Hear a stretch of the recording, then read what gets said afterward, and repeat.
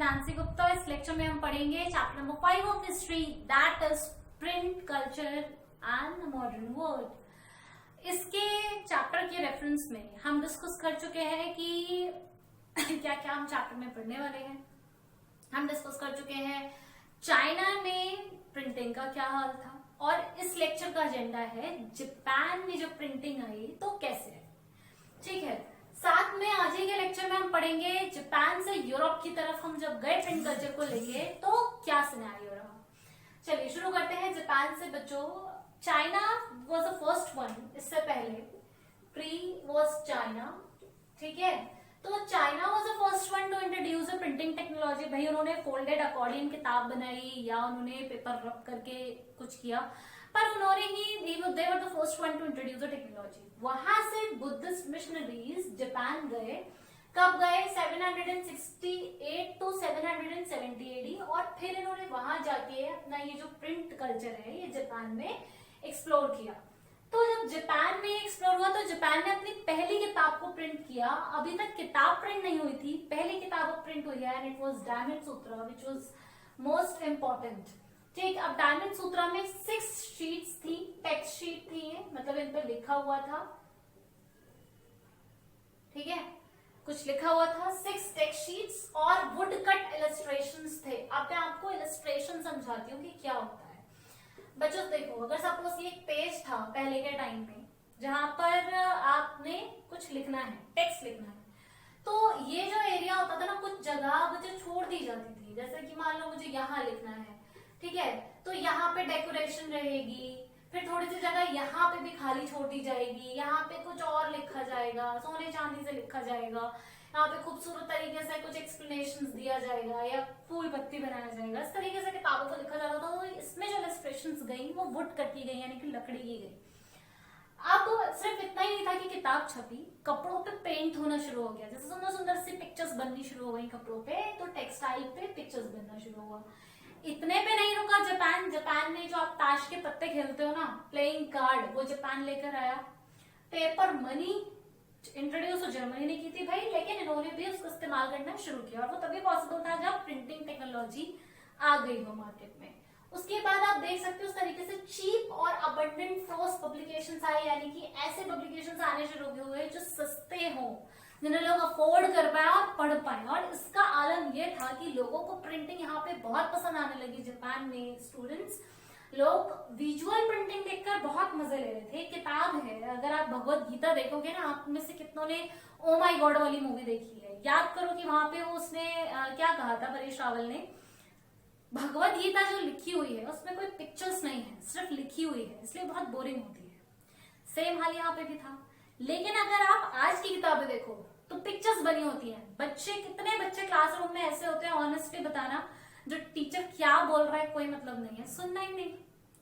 लेकिन अगर कोई पिक्चर उन्हें पसंद आ जाएगी ना बुक में अपनी, तो उस पिक्चर को देखेंगे और उस पिक्चर के बारे में पता नहीं क्या क्या सोचेंगे, एनालाइज करेंगे, अपनी इमेजिनेशन देंगे उसको। बहुत सारे बच्चे ऐसे होते हैं जो पिक्चर से अट्रैक्ट हो जाते हैं, लेकिन लिखने से और सुनने से नहीं होते। तो भाई वही हालत यहाँ पे भी था। जापान में भी जो विजुअल प्रिंटिंग आई थी, यानी कि जिसको आप देख भी सकते हो और पढ़ भी सकते हो, उन चीजों से लोग ज्यादा अट्रैक्ट हो रहे थे। अब क्योंकि लोगों को पढ़ना बहुत पसंद आ गया था, इसलिए लाइब्रेरीज भाई भरी रहती थी। लाइब्रेरीज में तो लोग ऐसा था जैसे रेस्टोरेंट में जा रहे हो। बुक स्टोर्स में बुक खरीदने के लिए लोगों की एक बड़ी डिमांड क्रिएट हो गई। बहुत सारी डिमांड प्रिंटिंग को लेकर आई, जिसमें कि किन किन बातों पर लिखा जाने लगा, किन किन बातों पर किताबें छपने लगी। किताबें छपने लगी वुमेन्स लाइफ पर, म्यूजिकल इंस्ट्रूमेंट्स पर, कैलकुलेशंस पर, टी सेरेमनीज पर, फ्लावर अरेंजमेंट पर, यानी कि लेडीज को ये लेडीज जो घर पे रहती हैं वो किताबों में क्या पढ़ेंगी, तो वो फ्लावर अरेंजमेंट पढ़ सकती हैं कि कैसे सुंदर सुंदर फूलों का डेकोरेशन किया जा सकता है। वो कुकिंग की रेसिपीज देख सकती हैं। साथ में जिन लोगों को घूमने फिरने का शौक है वो बेस्ट और सुंदर सुंदर जगहों के बारे में जान सकते हैं, कैसे जाया जाए, कैसे वहां की व्यवस्था होगी, ये सब वो देख सकते हैं। तो अब हर एक मुद्दे पर जापान ने एक किताब को एक्सप्लोर कर दिया था और लोग उसको पढ़ रहे थे।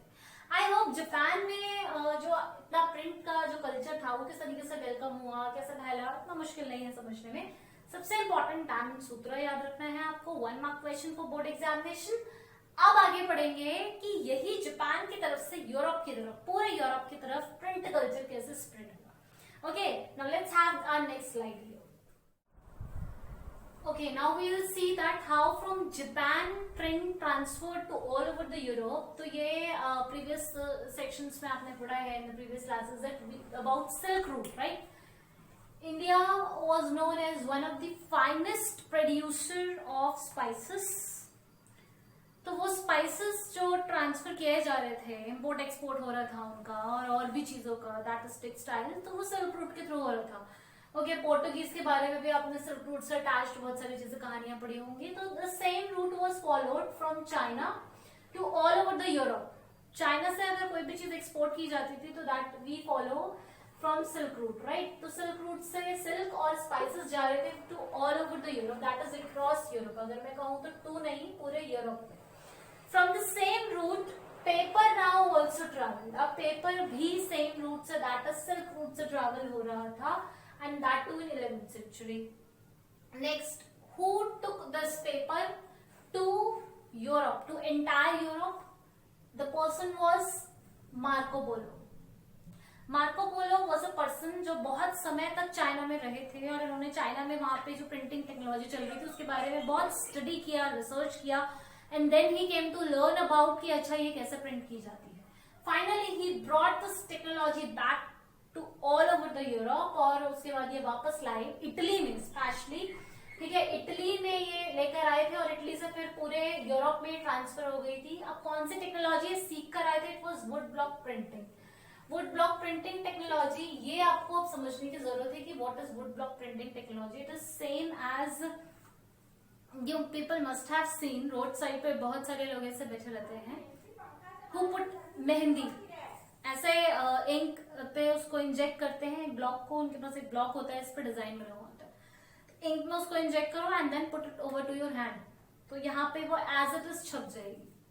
You must have seen this. ये बहुत प्रचलित था कुछ समय पहले, और अब तो बंद हो गया है, अब तो रेयर ऑफ रेयर हो गया है। People use to go parlour and everywhere, but ये पहले चलता था, before we use to go parlours. तो same was wood block printing. अभी क्या है कि एक वुड पे कुछ आपने अल्फाबेट्स क्रिएट कर दिए।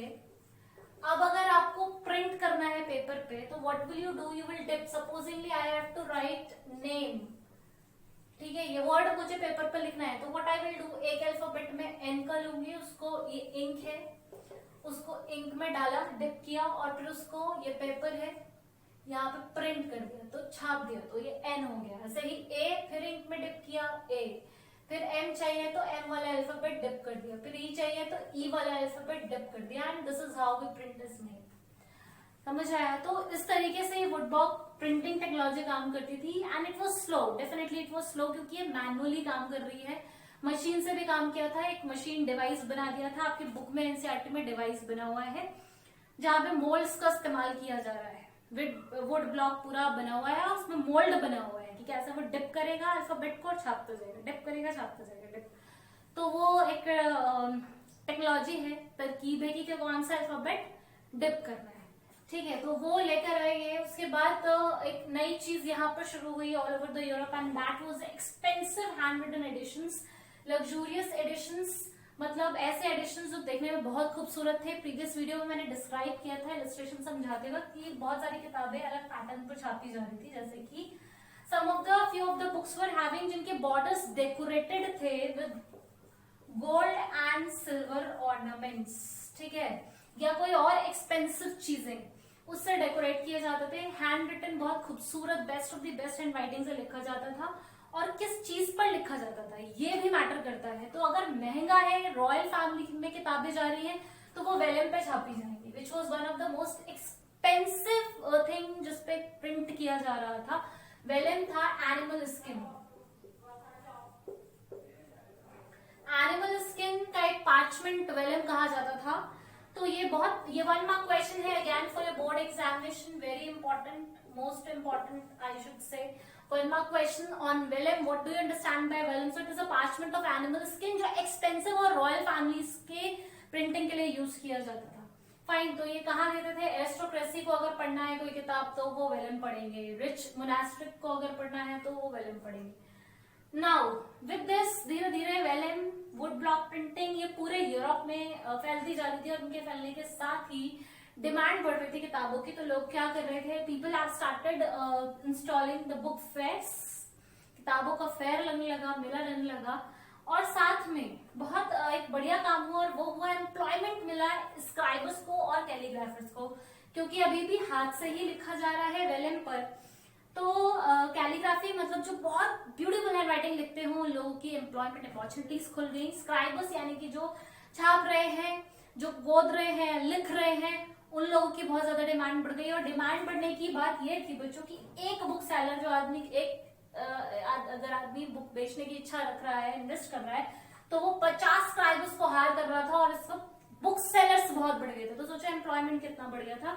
तो चांदी हो गई थी स्क्राइबर्स और कैलीग्राफर्स की, एम्प्लॉयमेंट अपॉर्चुनिटी बढ़ी, बुक फेयर का एक बुक रीडिंग का एक एनवायरमेंट क्रिएट हुआ, धीरे धीरे पूरे यूरोप में फैला। पीपल टू रीडिंग, पीपल पढ़ने को मिल रहा है, नई नई चीजें जो आज तक उनको पता नहीं थी वो देखने को मिल रही हैं, अलग अलग पैटर्न्स के कपड़े पहनने को मिल रहे हैं। तो ये सब चीजें इंटरेस्टिंग थी, which took people towards a printing culture. और अब आएगी एक नई तरकीब, क्योंकि देखो अब अभी तक हम बात कर रहे थे किस तरीके से पूरे यूरोप में प्रिंटिंग कल्चर को वेलकम किया, चाइना ने कैसे वेलकम किया, जापान ने कैसे किया, पूरे यूरोप, इटली से कैसे पूरे यूरोप में फैला थ्रू मार्को पोलो।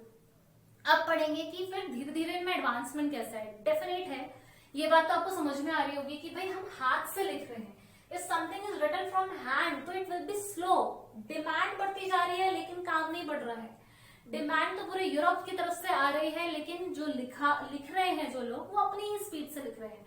तो वही चीज हो गई कि भाई production is low but the demand is very high. तो अब इस प्रोडक्शन को डिमांड से मीट किया जाएगा, और वो टेक्नोलॉजीज की तरफ हम बढ़ेंगे आगे।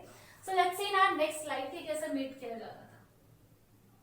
हम बात कर रहे थे पिछले स्लाइड में that the production was low and the demand was very high. तो इसके साथ एक 5 मार्क का बोर्ड का बहुत इंपॉर्टेंट क्वेश्चन तैयार हो जाता है। 5 mark most important question for your board, that is give the disadvantages of hand written manuscripts. हाथ से जो किताबें लिखी जा रही थी उसका डिसएडवांटेज दीजिए। Not very difficult to predict. आप खुद से सोचो, अगर मैं आपको हाथ से लिखने को बोलूं, एक ही किताब की 50 कॉपी बनाने को बोलूं, यू गेट बोर। पहली चीज, स्पीड बनानी पड़ेगी, पर बहुत लेबोरियस काम है, बहुत मेहनत वाला काम है, टाइम लगेगा इस काम को करने में। किताबें जो आप यूज करते हो उनको कितने साल तक स्टोर कर लेते हो? कभी ना कभी पुरानी हो जाती है, पीली पड़ जाती है, उसके बाद स्क्रबल हो जाती है, तो फ्लेक्सिबल नहीं है। प्लस जिस तरीके की किताबें उस टाइम बन रही थी, जैसे बहुत बड़ी बड़ी सी बन रही थी, उस पे सोने चांदी के जड़ाव लग रही थी, इलस्ट्रेशंस दिए जा रहे थे, या एनिमल की स्किन पे बन रहा था, तो वो मूवेबल नहीं है। You can not take from one place to another place very flexibly. जितनी फ्लेक्सिबली आप आज की किताबें लेके जा पाते हो, घर से स्कूल लेके जा पाते हो ना, जस्ट बिकॉज कि वो इतनी आसान है लेके जाना। उस टाइम इतना आसान नहीं था उनको लेके जाना, देवर बिग। ओके, और अगर हम बात करें तो अभी हाई टाइम आ गया था बच्चों की, बहुत ज्यादा जरूरत थी एक टेक्नोलॉजी आ जाए। अपार्ट फ्रॉम वुड ब्लॉक तो चल ही रही थी, लेकिन उसके अलावा भी एक बहुत बढ़िया सी टेक्नोलॉजी की इंतजार था और जरूरत थी मार्केट में। So let's see with the disadvantages of handwritten manuscripts. तो लो प्रोडक्शन वाज स्लो, आप इसको स्लो भी कह सकते हो। स्लो प्रोडक्शन जो कि मैच नहीं कर रहा था विद हाई डिमांड। ये खुद लिख लिया करो, डिड नॉट मैच। ठीक है, now you are big enough to understand this. Did not match with the high demand. Okay, then copying was expensive. एक किताब को देख के ही 50 किताबें बनाना बहुत महंगा काम था। एक्सपेंसिव तो है ही डेफिनेटली, क्योंकि आप किताब का भी खर्चा लोगे, ठीक है, लिखने वाले को भी पे करोगे, इंक भी जा रही है, एवरीथिंग इज गोइंग। तो लेबोरियस, बहुत मेहनत वाला है, टाइम कंज्यूमिंग। ठीक है, ये बहुत इंपॉर्टेंट पॉइंट है। Fragile, you can not store them. Animal का जो पैचमेंट है वो सदियों तक स्टोर किया जाता था, लेकिन वो मूवेबल नहीं था, सो इट वाज फ्रेजाइल। बाकी जो चीजें, फोल्डेड किताब चल रही है, फ्रेजाइल है, तो ये फ्रेजाइल थे। Then not flexible and portable. अभी हमने देखा कि कैसे अब ये हाई टाइम था that we need a new technology in the market. और अब हम नेक्स्ट लेक्चर में पढ़ेंगे अपनी न्यू टेक्नोलॉजी के बारे में, जो कि आई फ्रॉम जर्मनी, और इसको लाने वाले थे जॉन गुटेनबर्ग। बच्चों बहुत आसान है इसको याद रखना, क्योंकि जॉन गुटेनबर्ग लेकर आए थे, तो उन्होंने इस मशीन का नाम भी अपने नाम के ऊपर ही रखा, and that was Gutenberg printing press. तो ये हमारे नेक्स्ट लेक्चर का एजेंडा भी रहेगा याद भी रखेंगे। गुटेनबर्ग प्रिंटिंग प्रेस किसने बनाई थी? जॉन गुटेनबर्ग ने लेके आए थे फ्रॉम जर्मनी। ठीक है, बहुत मजेदार प्रेस है, you will enjoy reading it कि वुड ब्लॉक से कैसे बेहतर थी। ठीक है, तो अब हमने 3 चीजें पढ़ ली, मैनुअली लिखना, फिर मैनुअली क्यों छोड़ रहे हैं हम लिखना, वुड ब्लॉक 6 शीट का टेक्स्ट था। ठीक है, और अब हम पढ़ेंगे भाई जॉन गुटेनबर्ग की Gutenberg machine. You will enjoy reading about the person जिसने बनाई और अबाउट द मशीन। ठीक है, so I hope the lecture is clear to you. आज का जापान और पूरे यूरोप में कैसे वेलकम हुआ टेक्नोलॉजी का, अगर कोई प्रॉब्लम है तो लिखिए कमेंट सेक्शन में and do inform me, I will definitely sort them out. So till then stay healthy, stay happy.